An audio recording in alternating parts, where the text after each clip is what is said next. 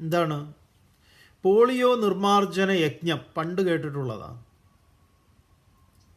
എന്താ പോളിയോ നിർമ്മാർജ്ജന യജ്ഞം എന്ന് പറഞ്ഞാൽ? പോളിയോ എന്ന അസുഖത്തെ പൂർണ്ണമായി തുടച്ചു നീക്കുന്നതിനായിക്കൊണ്ട് വാക്സിനേഷൻ്റെ വലിയ വിപുലമായ പരിപാടി. അപ്പോൾ ഈ അവിടെ യജ്ഞം എന്ന് പറഞ്ഞാൽ എന്താണ്?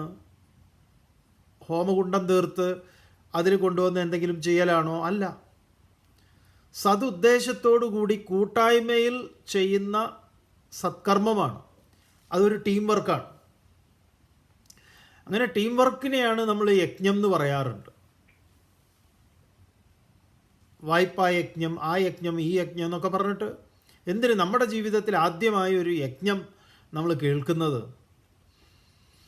യജ്ഞശബ്ദം നമ്മുടെ ജീവിതത്തിലേക്ക് ആദ്യമായിട്ട് വരുന്നത്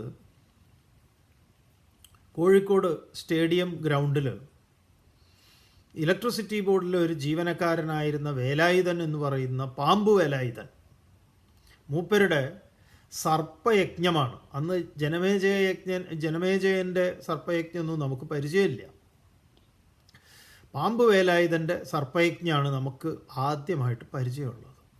ആദ്യമായിട്ട് സർപ്പയജ്ഞം നടത്തിയ ആളാണ് നമ്മുടെ ഓർമ്മയിൽ. അതിനു മുമ്പ് ആരെങ്കിലും ഇങ്ങനെ നടത്തിയിട്ടുണ്ടോ എന്നുള്ളത് അറിയില്ല. എന്താണ്?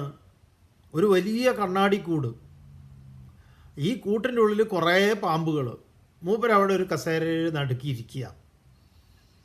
അങ്ങനെ ടിക്കറ്റ് വെച്ചിട്ടുള്ള ഷോയാണ്. മൂപ്പരിങ്ങനെ ഇടയ്ക്കിടയ്ക്ക് കമ്പി കൊണ്ട് ഓരോന്നിനെയൊക്കെ തോണ്ടി ആളുകൾക്ക് കാണിച്ചു കൊടുക്കും.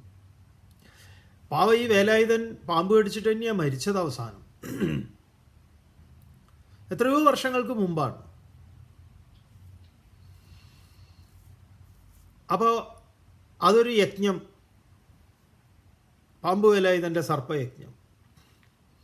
പിന്നെ നമ്മൾ കണ്ടിട്ടുള്ള, നമ്മുടെ കുട്ടിക്കാലത്ത് നമ്മളെ സ്വാധീനിച്ച ഒരു യജ്ഞം എന്ന് പറയുന്നത്, അവിടെ ഒരു ബാക്കറിൻ്റെ സൈക്കിൾ യജ്ഞമാണ്. സൈക്കിൾ യജ്ഞം എന്ന് പറഞ്ഞാൽ മൂപ്പര് സൈക്കിളിൻ്റെ മുകളിൽ തന്നെയാണ് ഒരാഴ്ച. സൈക്കിളിൽ നിന്ന് ഇറങ്ങൂല, സൈക്കിളിൻ്റെ മുകളിൽ നിന്ന് കുളി, എല്ലാ കാര്യവും സൈക്കിളിൻ്റെ മുകളിൽ നിന്നാണെന്നാണ് പറയണത്. രാത്രിയായ പിന്നെ ആരും പോയി നോക്കൂലല്ലോ. പക്ഷെ രാവിലെ ആയിക്കഴിഞ്ഞാൽ ആശാൻ സൈക്കിളിൻ്റെ മുകളിലുണ്ടാവും.